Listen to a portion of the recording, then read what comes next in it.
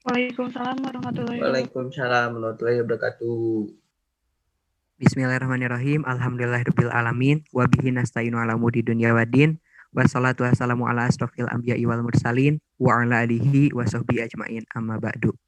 Pertama-tama, marilah kita panjatkan puji syukur kehadirat Allah Subhanahu wa taala yang telah memberikan kepada kita kesehatan sehingga kita bisa berkumpul kembali dalam pembelajaran ilmu pendidikan, yaitu presentasi lembaga pendidikan.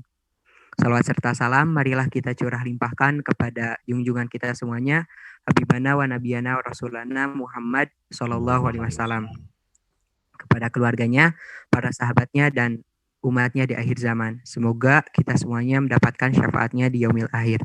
Amin ya Allah ya Rabbal Alamin. Pada kesempatan kali ini, kami kelompok 4 akan mempresentasikan salah satu materi dari ilmu pendidikan, yaitu lembaga pendidikan. Sebelum masuk ke penjelasan materi, saya sebagai moderator akan memperkenalkan terlebih dahulu anggota dari kelompok 4. Yang pertama yaitu saya sendiri, Rahmat Ramdan Nugraha. Yang kedua, Rismawati. Yang ketiga, Siti Resliani Hanifah. Yang keempat, Siti Elia Fitrianingsih, dan yang kelima Syifa Salsabila. Langsung saja ke pengertian.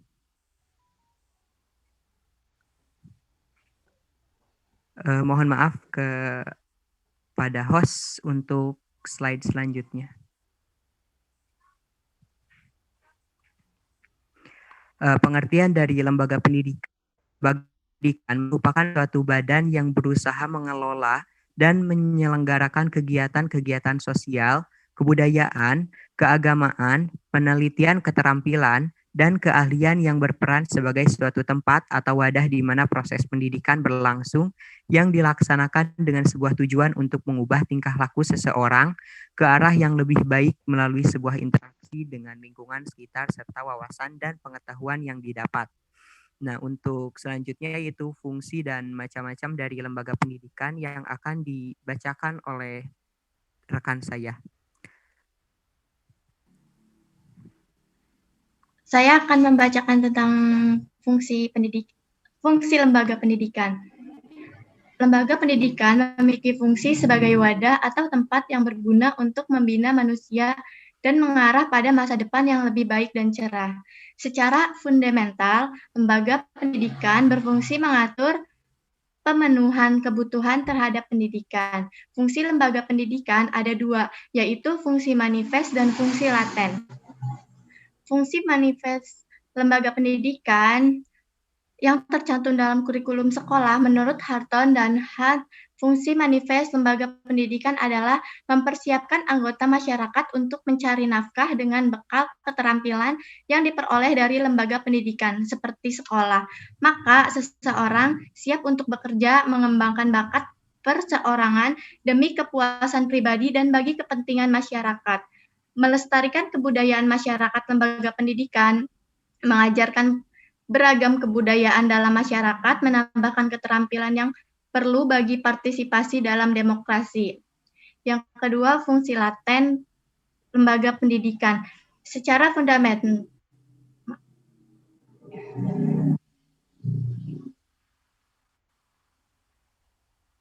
yang kedua adalah fungsi laten lembaga pendidikan adalah mengurangi pengendalian orang tua. Keikutsertaan anak dalam lembaga pendidikan seperti sekolah akan mengurangi pengendalian orang tua karena yang berperan saat pengajaran dan pendidikan di sekolah adalah guru. Mempertahankan sistem kelas sosial lembaga sekolah diharap sosialisasikan kepada para anak didik untuk menerima perbedaan status di masyarakat. Sekolah diharapkan menghilangkan perbedaan kelas sosial berdasarkan status sosial peserta didik di masyarakat. Memperpanjang masa remaja. Sekolah memungkinkan diperpanjang masa remaja dan penundaan masa dewasa. Selanjutnya, macam-macam pendidikan akan dibacakan oleh rekan saya.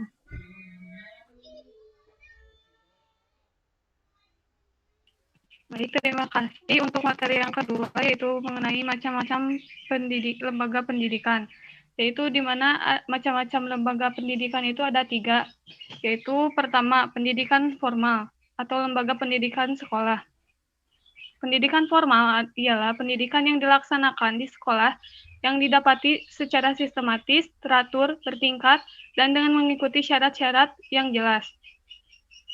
Sekolah yang lahir dan berkembang secara efektif dan efisien dari dan oleh serta untuk masyarakat. Alat yang memiliki tugas untuk memberikan pelayanan pengajaran dalam belajar kepada generasi muda dalam mendidik masyarakat.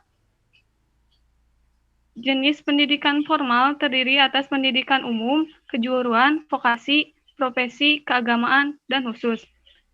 Ciri-ciri pendidikan formal yaitu 1. Pendidikan yang berlangsung dalam ruang kelas yang sengaja dibuat oleh sebuah lembaga pendidikan formal. 2. Guru merupakan orang secara resmi oleh lembaga. 3. Mempunyai administrasi dan manajemen yang jelas. 4. Adanya sebuah batasan usia sesuai dengan jenjang pendidikan. 5. Mempunyai kurikulum formal. 6. Adanya perencanaan, mode, media, serta evaluasi dalam sebuah pembelajaran. 7. Adanya sebuah batasan lama studi. 8. Kepada murid yang lulus akan diberikan ijazah. 9. Dapat meneruskan pendidikan pada jenjang yang lebih tinggi. Contoh dari lembaga pendidikan formal antara lain 1. Pendidikan anak usia dini atau PAUD. PAUD atau pendidikan anak usia dini adalah ruang kelas bermain dan pembinaan untuk anak di bawah usia 6 tahun yang bertujuan untuk membantu pertumbuhan serta perkembangan jasmani dan rohani sebelum naik ke jenjang pendidikan yang lebih tinggi. Yang kedua, yaitu taman kanak-kanak atau TK. Taman kanak adalah jenjang pendidikan anak usia dini dalam bentuk pendidikan formal. Usia minimal memasuki TK adalah 4 tahun, dan usia yang direkomendasikan adalah 5-6 tahun. Yang ketiga ada pendidikan dasar atau SD.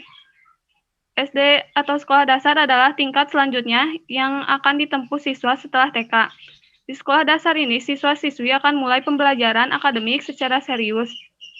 Tidak hanya di bidang akademik saja, melainkan di bidang non-akademik pun akan mulai diasah. Di sekolah dasar ini ditempuh dalam kurun waktu 6 tahun. Yang keempat ada sekolah menengah pertama atau SMP. Sekolah menengah pertama adalah jenjang pendidikan selanjutnya setelah lulus dari sekolah dasar. Di SMP, siswa-siswi akan mulai mengenal organisasi-organisasi seperti OSIS dan ekstrakurikuler yang disiapkan untuk pembentukan karakter siswa. Sekolah menengah pertama ini ditempuh selama 3 tahun. Yang kelima ada sekolah menengah atas atau SMA. Sekolah menengah atas atau SMA menjadi salah satu lembaga pendidikan formal di Indonesia yang ditempuh sesudah lulus sekolah menengah pertama atau SMP. Sekolah menengah atas ini ditempuh selama 3 tahun. SMA merupakan jenjang pendidikan yang memiliki peran besar untuk membawa siswa-siswi ke jenjang pendidikan yang lebih tinggi. Yang keenam ada pendidikan menengah kejuruan atau SMK. Sekolah menengah kejuruan adalah lembaga pendidikan yang dipersiapkan untuk siswa-siswi yang akan langsung bekerja dalam bidang tertentu. Pelajaran yang dipelajari tidak lagi bersifat bidang tertentu. Pelajaran yang dipelajari tidak lagi bersifat universal, tetapi akan terfokus pada bidang tertentu saja yang nantinya akan dipersiapkan untuk fokus pada bidang dan profesi di masa yang akan datang.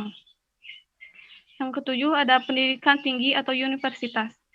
Universitas merupakan salah satu jenis perguruan tinggi di Indonesia yang bersifat formal. Universitas terdiri dari sejumlah fakultas yang menyelenggarakan pendidikan ilmiah atau profesional dalam ilmu tertentu.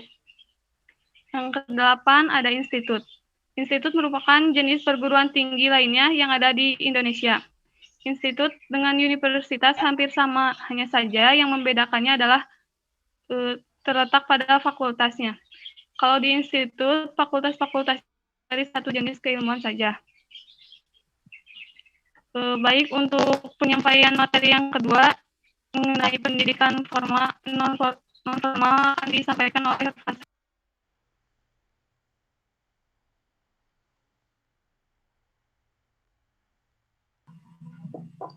Baik, selanjutnya adalah pendidikan non-formal atau lembaga pendidikan di masyarakat. Pendidikan non-formal diselenggarakan untuk kepentingan warga masyarakat yang memerlukan layanan pendidikan. Pendidikan non-formal berfungsi sebagai penambah lembaga pendidikan atau menjadi pelengkap pendidikan formal dalam rangka mendukung pendidikan sepanjang jalan. Satuan pendidikannya terdiri atas lembaga kursus, kelompok belajar, kelompok pelatihan, pusat kegiatan belajar, majelis taklim, serta satuan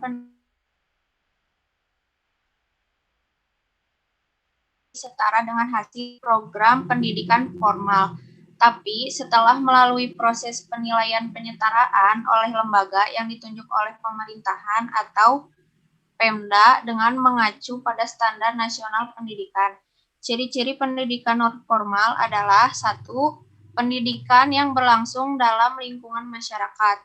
Yang kedua, guru merupakan fasilitator yang diperlukan. Yang ketiga, tidak adanya sebuah pembatasan usia.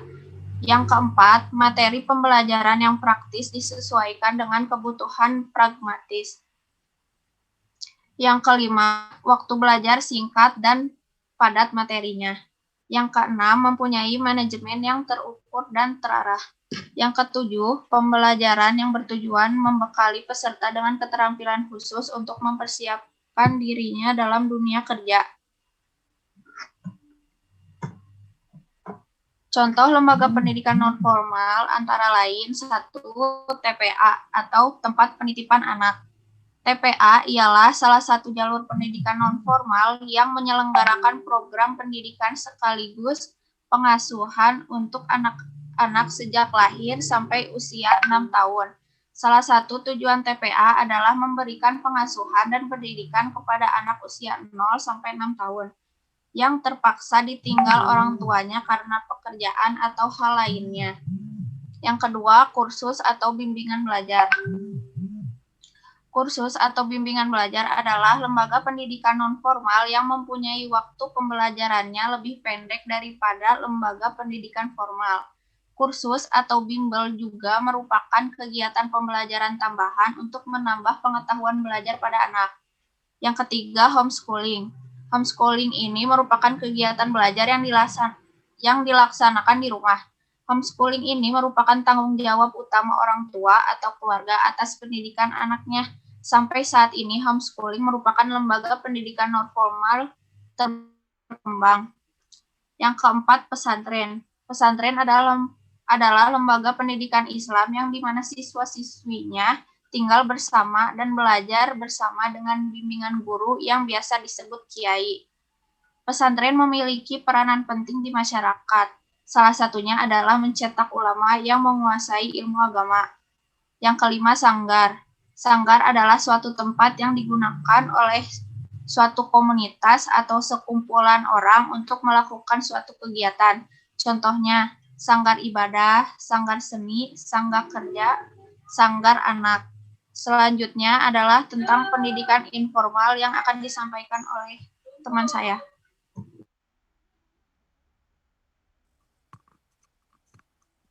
Baik, terima kasih. Selanjutnya yaitu pendidikan informal. Merupakan jalur pendidikan keluarga dan lingkungan yang berbentuk kegiatan belajar secara mandiri yang dilakukan secara sadar dan bertanggung jawab. Pendidikan ini bisa kita temui lewat sekolah rumah atau homeschooling atau juga pusat kegiatan belajar mengajar atau PKBM. Ciri-ciri pendidikan informal antara lain sebagai berikut. Yang pertama, dapat diselenggarakan di mana saja, khususnya pada lingkungan keluarga. Yang kedua, tidak terdapat persyaratan khusus yang harus dilengkapi. Yang ketiga, peserta didik tidak perlu mengikuti ujian tertentu. Yang keempat, proses pendidikan dilakukan oleh keluarga dan lingkungan. Yang kelima, tidak terdapat kurikulum tertentu yang harus dijalankan. Yang keenam, tidak terdapat jenjang dalam proses pendidikannya. Yang ketujuh, proses pendidikan dilakukan secara terus-menerus tanpa mengenal ruang dan waktu. Yang kedelapan, Orang tua merupakan guru bagi anak didik. Dan yang terakhir, yang ke-9, tidak terdapat manajemen yang jelas dalam proses pembelajaran. Selanjutnya, contoh lembaga pendidikan informal. Yang pertama, keluarga. Keluarga adalah wadah pertama yang mengajarkan membaca dan menghitung. Tanpa kita sadari, orang tua yang mengajarkan salah satu ilmu tersebut. Bahkan, sebelum anak menjadi materi dari sekolah, orang tualah yang lebih dulu mengajarkannya. Yang kedua yaitu pengajian. Pengajian adalah salah satu lembaga informal yang mengajarkan tentang ilmu keagamaan yang sering digunakan banyak orang untuk keagamaan. Yang ketiga, di masyarakat, yaitu masyarakat merupakan wadah pembelajaran selanjutnya setelah keluarga. Dengan masyarakat, kita jadi mengetahui sikap dan karakter seseorang. Juga kita akan belajar cara bersosialisasi dan beradaptasi dengan lingkungan sekitar. Selanjutnya yaitu Lembaga Swadaya Masyarakat atau LMS. Lembaga Swadaya Masyarakat ini adalah salah satu lembaga pendidikan informal yang didirikan oleh sekelompok orang dengan keahlian tertentu dengan sukarela membantu masyarakat untuk melakukan kegiatan tertentu. LMS juga berfungsi memelihara dan menjaga masyarakat agar tetap kondusif. Yang kelima yaitu organisasi relawan. Organisasi relawan adalah lembaga informal yang berdiri untuk mewakili orang-orang yang ingin membantu atau memberikan pertolongan kepada orang-orang atau wilayah-wilayah yang terkena bencana ataupun musibah. Dan yang terakhir yaitu yang keenam yaitu partai politik. Partai politik adalah wadah bagi orang yang ingin belajar berpolitik dengan anggotanya yang memiliki rasa orientasi, nilai-nilai sosial, dan cita-cita bersama. Tujuan dari partai politik ini adalah memperoleh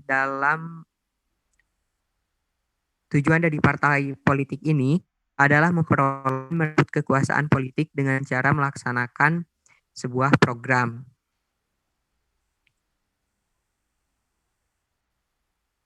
Selanjutnya yaitu perbedaan dari lembaga pendidikan formal, non-formal, dan informal yang akan dibacakan oleh rekan saya. Jadi untuk selanjutnya perbedaan pendidikan formal, informal, dan non-formal. Pendidikan formal yaitu memiliki perbedaan desain kurikulum tertuang dalam konsep dan struktur dengan baik secara horizontal maupun vertikal. Sedangkan formal didesain secara tertuang dalam struktur dan hanya secara horizontal namun tidak vertikal. Yang informal desain kurikulum tidak tertuang secara konseptual dengan sedemikian dan tidak terstruktur secara horizontal maupun tidak terstruktur secara vertikal. Yang perbedaan selanjutnya yaitu peserta didik yang menerima muatan kurikulum hanya bersifat homogen, sedangkan non-formal yang bersifat heterogen, informal juga bersifat heterogen. Perbedaan selanjutnya yaitu sistem manajemen kurikulum senantiasa dirancang sedemikian rupa bersama sistem lain dalam sistem pendidikan dan pembelajaran yang diarahkan untuk tujuan jangka panjang. Sedangkan non-formal dengan tujuan pembelajaran yang jangka pendek dan tidak sesuai kebutuhan masyarakat. Sedangkan yang informal, sistem manajemen kurikulum tidak dirancang sedemikian rupa dan sistemnya berjalan masing-masing. Perbedaan selanjutnya yaitu dalam struktur vertikal kurikulum adalah akselerasi dan program belajar. Sedangkan normal hanya ada akselerasi program. Sedangkan informal tidak ada akselerasi, tidak ada program belajar. Hanya tidak ada akselerasi. Sedangkan perbedaan selanjutnya yaitu dalam formal memiliki tujuan kurikuler stasioner yang mencapai tujuan institusi dan tujuan stasioner yang mencapai tujuan di atasnya. Sedangkan non formal tujuan kurikuler stasioner mencapai tujuan program. Sedangkan informal tidak ada tujuan kurikuler. Mungkin seperti itu, dikembalikan kepada pembawa acara. Baik, terima kasih atas penjelasan materi dari lembaga pendidikan. Selanjutnya kita akan memasuki ke pertanyaan. Baik, dipersilahkan bagi teman-teman jika ada yang ingin bertanya.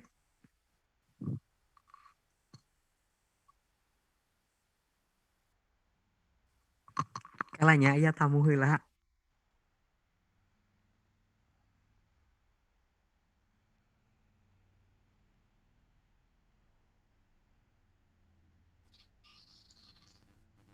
Baik, untuk yang ingin bertanya, dipersilahkan.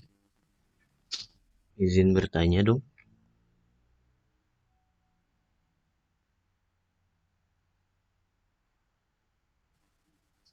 Ini moderatornya dari saya.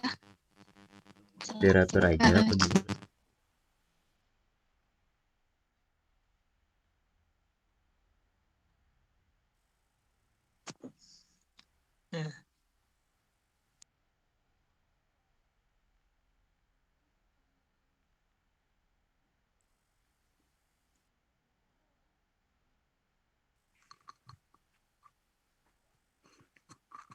Mohon maaf sebelumnya tadi ada kendala sedikit. Dipersilahkan kepada teman-teman jika ada yang mau bertanya, Izin bertanya. silahkan. Saya Sidik Andika dari kelompok 1. Izin bertanya, apakah ada lembaga pendidikan dalam mengelola keragaman sosial budaya? Jika ada, apakah peranannya dan termasuk dalam lembaga formal atau non-formal? Terima kasih. Baik, terima kasih Mohon atas maaf, bisa pertanyaannya. diulangi. Udah dikirim di grup kok.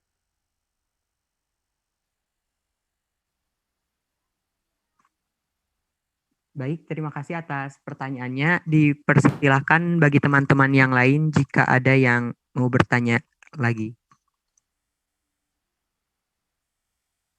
Izin bertanya, Silahkan. sebelumnya perkenalkan nama saya Rini Agustin dari kelompok 2. Pertanyaannya, siapa saja yang berhak untuk mendirikan lembaga pendidikan? Dan apa saja syarat yang harus dipenuhi untuk mendirikan lembaga pendidikan tersebut? Terima kasih. Baik, terima kasih. Selanjutnya silahkan bila ada yang mau ditanyakan lagi.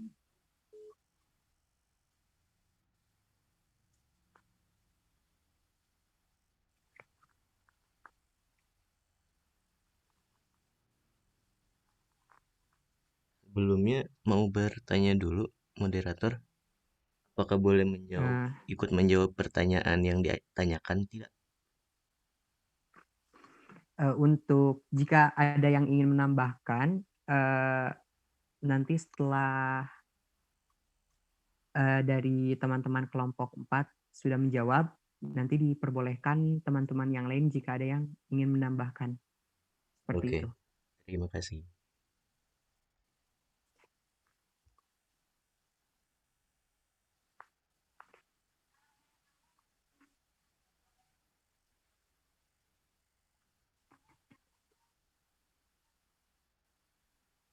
Izin bertanya, Silahkan. perkenalkan nama saya Yunisa Casarianti dari kelompok 6. Ingin bertanya, kan tujuan dari lembaga pendidikan sendiri kan tadi dijelaskan untuk mengubah tingkah laku seseorang ke arah yang lebih baik. Nah, bagaimana respon atau solusi kalian jika melihat seorang anak yang mendapat label buruk dari lingkungannya sendiri, baik formal maupun non-formal? Bagaimana respon atau solusi kalian jika melihat seorang anak yang mendapat label buruk? Label buruk di sini mempunyai maksudnya tuh karakter yang tidak baik, seperti di lingkungan sekitarnya dia itu nakal atau suka membuat onar atau meresahkan, seperti itu.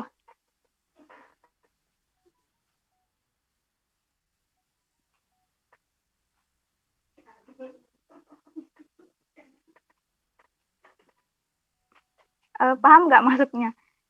Oh iya, paham, insya Allah.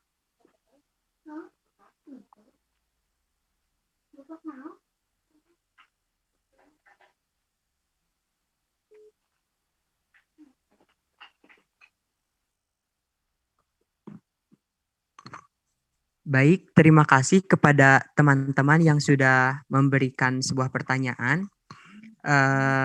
Mungkin untuk sesi pertanyaan akan kami tutup dulu dan kami akan berdiskusi terlebih dahulu sebentar untuk menjawab pertanyaan dari teman-teman semuanya. Mohon pengertiannya ya. Izin menjawab, boleh?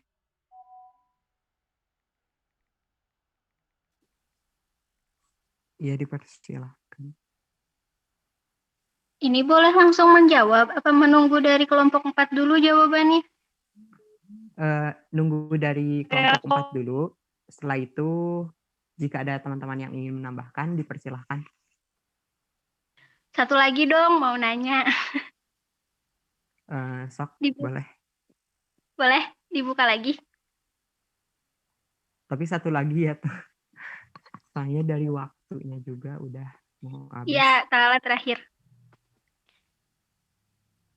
Izin bertanya, saya dari kelompok 5, nama saya Tala Sapata. Dari banyaknya lembaga pendidikan yang ada, menurut kelompok Anda, manakah yang lebih efektif digunakan untuk memajukan pendidikan di Indonesia? Terima kasih. Baik, terima kasih atas pertanyaannya. Dan mohon maaf untuk teman-teman yang lain, jika ada yang ingin bertanya lagi, sesi pertanyaannya sudah kami tutup, dikarenakan waktu sudah hampir habis. Terima kasih. Dipersilahkan bagi teman-teman dari kelompok 4, jika ada yang mau menjawab dari pertanyaan teman-teman yang lain. Izin menjawab dari pertanyaan Sidik Andika. Pertanyaannya yaitu, apakah ada lembaga pendidikan dalam mengelola keragaman sosial budaya?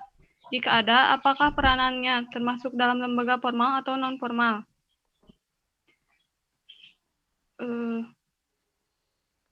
Lembaga pendidikan formal dan non-formal memiliki dalam mengelola keragaman sosial budaya untuk pembangunan nasional. Lembaga pendidikan berperan dalam melakukan transformasi budaya masyarakat.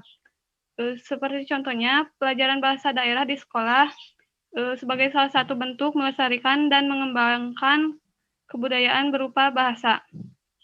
Saat ini banyak sekolah yang mengajarkan seni tradisional seperti membatik, seni tari, dan budaya masyarakat, lembaga pendidikan keragaman budaya masyarakat. Jadi, ada lembaga pendidikan yang mengelola keragaman sosial dan budaya seperti itu. Mungkin untuk teman-teman ada yang ingin menambahkan, silakan. Oh, jadi berarti ada ya? Ya, ada. Contohnya itu ada dalam pelajaran bahasa Sunda seperti. Oh iya, jadi berarti sudah termasuk dalam lembaga pendidikan formal berarti ya? Maupun non-formal, kayak Iya. ada sanggar tari mungkin, kayak gitu ya? Iya, Oke. untuk formal. Ya, makasih ya. Ya, sama-sama.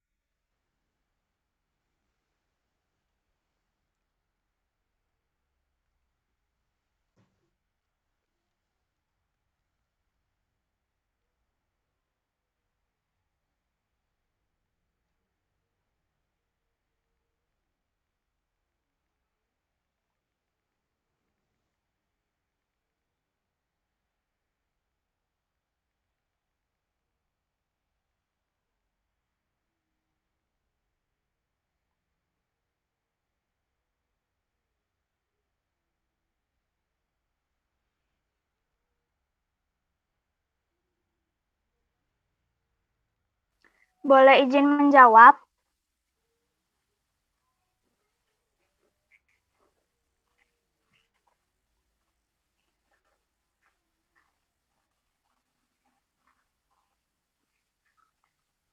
kelompok 4 boleh izin menjawab.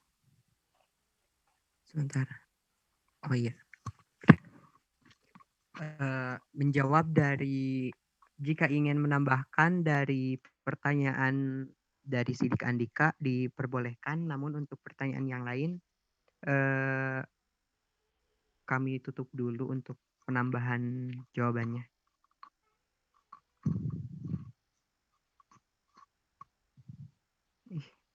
Jaringan agak.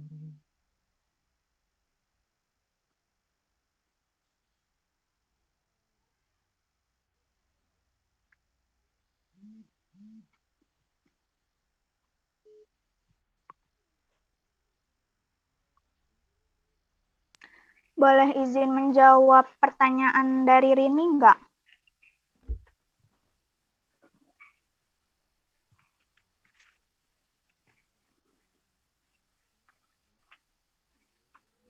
Halo? Suara saya jelas enggak? Untuk jawaban dari Rini, dari kelompok 4 sendiri, ada yang mau menjawab terlebih dahulu? Nanti setelah dari anggota kelompok 4 dipersilahkan. Silahkan kepada kelompok 4 yang ingin menjawab. Oke, saya di sini akan menjawab pertanyaan dari Rini. Siapakah yang dapat membentuk lembaga pendidikan dan apa saja syaratnya? Di sini kita jika kita ingin membuat lembaga pendidikan, sudah terbit perundang-undangan yang mengharuskan yayasan pendidikan berbadan hukum dan terdapat yang perlu diperhatikan dalam proses pendirian pendidikan, yaitu dengan langkah-langkah awal, yaitu dengan syarat-syaratnya, yaitu dengan membentuk susunan kepengurusan yang terdiri dari ketua, sekretaris, dan bendahara, membentuk pengawasan serta pembinaan yang berasal dari pengurus, penyiapan program kerja, menentukan kekayaan awal yayasan, terus yang terakhir datang ke notaris dengan membawa dokumen, satu nama yayasan, fotokopi KTP pendiri, pembina, ketua, sekretaris, bendahara, dan pengawas. Nomor 3, NPWP terdiri dari pembina, ketua, sekretaris, bendahara, dan pengawas. Nomor 6 yaitu syarat-syaratnya notaris mengajukan nama yayasan yang dimasukkan ke usul Departemen Hukum dan HAM. Nomor 7, notaris akan mengajukan anggaran dasar ke Departemen Hukum dan HAM untuk mendapatkan pengesahan dari Menteri Hukum dan HAM. Mungkin seperti itu. Jadi intinya untuk mendirikan sebuah lembaga itu sudah tentu dalam undang-undangan dan memiliki syarat-syarat yang khusus. Seperti itu. Terima kasih. Ya, jadi syarat-syarat itu berlaku untuk semua macam lembaga pendidikan.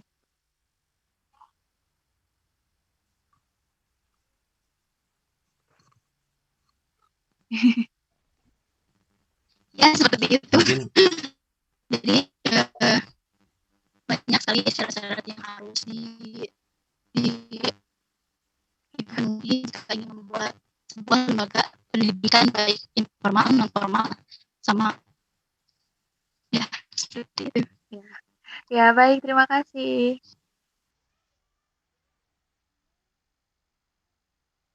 Terima kasih kepada Risma yang sudah menjawab pertanyaan dari Rini.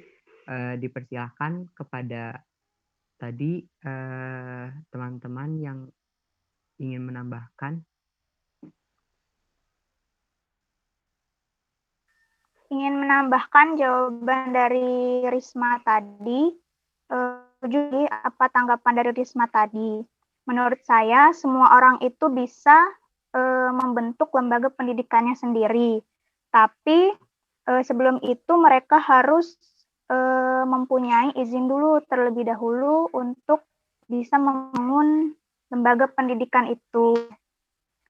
Biasanya mereka harus meminta izin kepada lembaga atau organisasi setempat seperti pemerintah daerah atau yang lainnya. Syaratnya mungkin harus punya visi, misi, tujuan yang jelas. terus lembaga pendidikannya resmi dan tidak maksudnya abal-abal seperti itu. Mungkin itu sih tambahan dari saya. Terima kasih kepada Yunisa yang sudah menambahkan jawaban dari kelompok kami. Terima kasih. Izin menjawab pertanyaan dari Tania.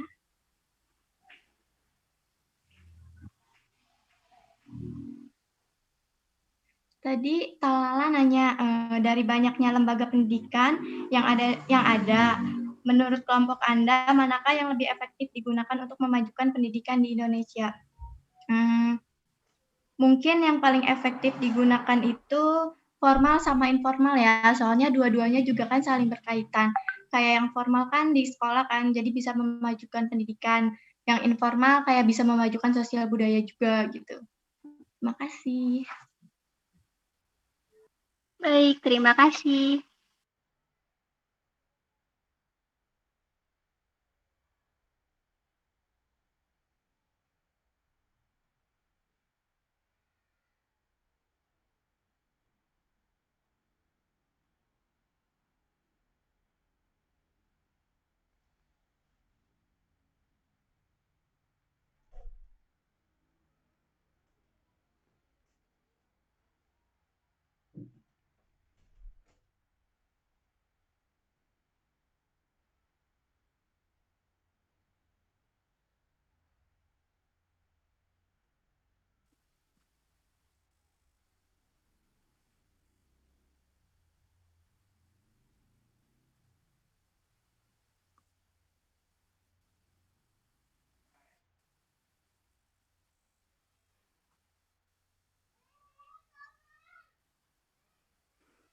Izin menjawab dari pertanyaan Yunisa, bagaimana respon atau solusi kalian jika mendapatkan anak yang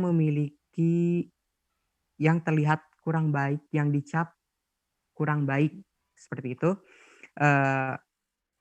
Mungkin untuk respon itu semua orang memiliki respon yang berbeda karena itu hak setiap orang.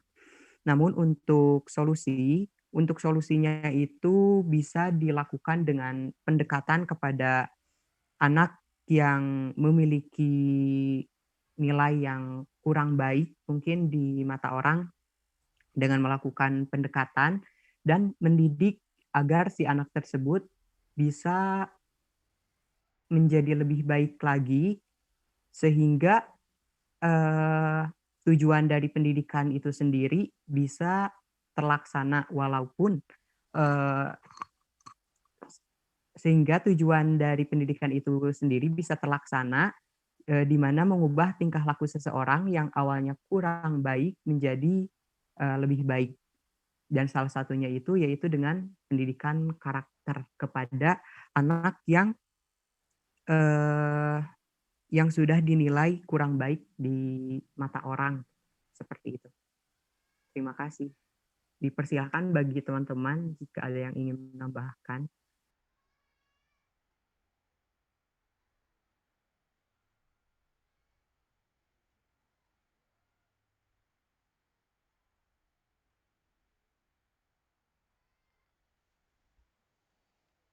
Maaf, izin bertanya lagi.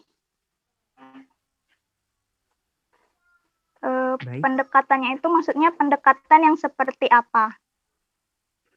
Maksudnya pendekatan di sini pendekatan kumanya saya jelaskan.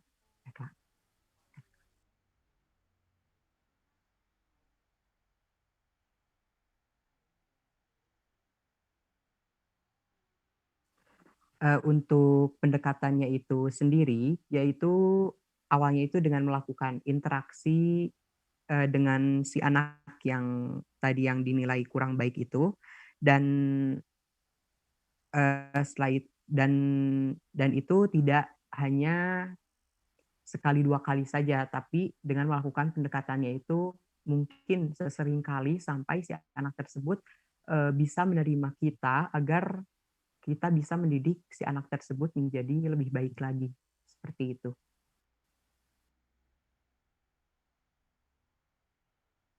Iya, terima kasih.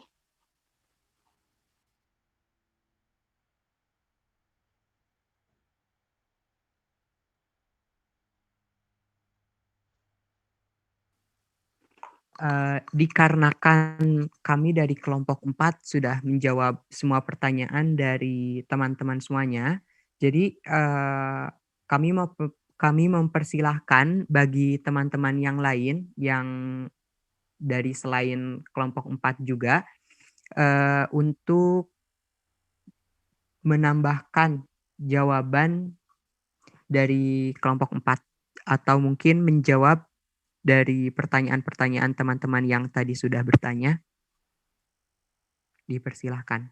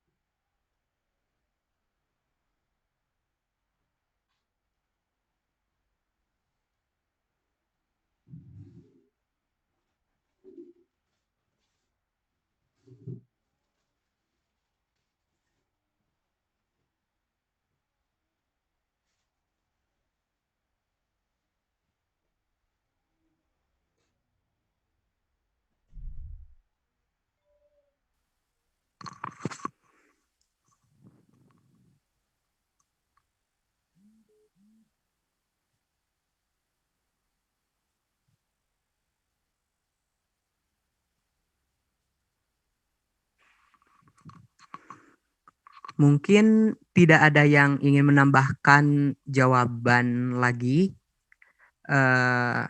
dan dikarenakan waktu sudah hampir mau habis, jadi kami akan tutup saja presentasi kali ini. Namun sebelum itu, saya sebagai moderator menyimpulkan bahwa lembaga pendidikan adalah sebuah rumah untuk impian-impian yang harus diwujudkan agar menciptakan negara yang berkualitas. Dalam lembaga pendidikan, semua aspek kehidupan diajarkan dan diterapkan. Tentunya sangat berpengaruh terhadap kehidupan bermasyarakat. Oleh sebab itu, pendidikan sangat dijunjung tinggi. Pepatah pula mengatakan, kejarlah ilmu sampai ke negeri Cina.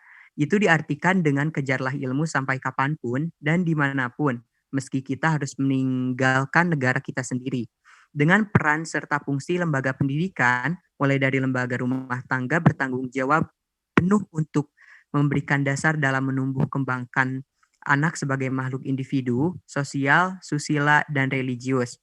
Kemudian sekolah, sebagai lingkungan kedua bertugas mengembangkan potensi dasar tersebut yang dimiliki masing-masing individu untuk mengembangkan kecerdasan intelektual, emosional, dan spiritual anak didik. Selanjutnya, masyarakat sebagai lembaga pendidikan ketiga menjadi ajang pengoptimalan, perkembangan, dan aktualisasi diri setiap individu. Dengan mengoptimalkan peran, fungsi, serta tanggung jawab lembaga pendidikan dapat dipastikan akan melahirkan bangsa yang cerdas. Selanjutnya, hanya bangsa yang cerdas yang mampu memecahkan masalahnya sendiri dengan solusi yang bijaksana.